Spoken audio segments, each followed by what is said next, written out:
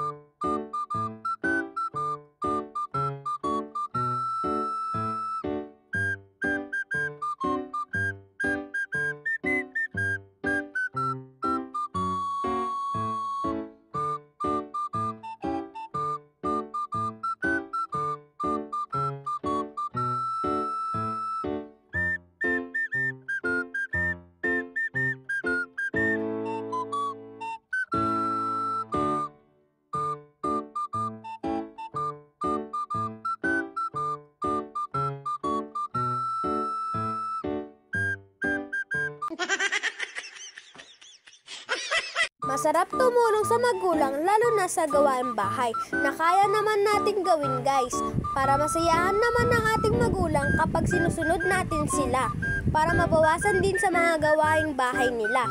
Kaya mga kabataan dyan, galaw-galaw din pag may time, hindi puro cellphone.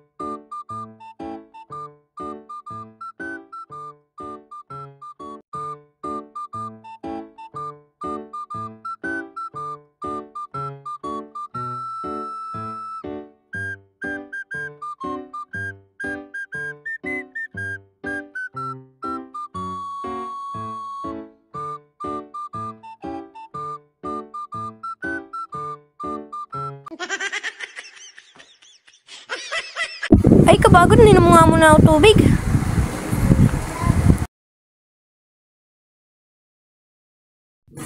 Ate, ikaw muna kumain, no? Ay, sige, sige. Ano mo? Hindi kasi nakatigay sa ate. Hindi naman ang tingin.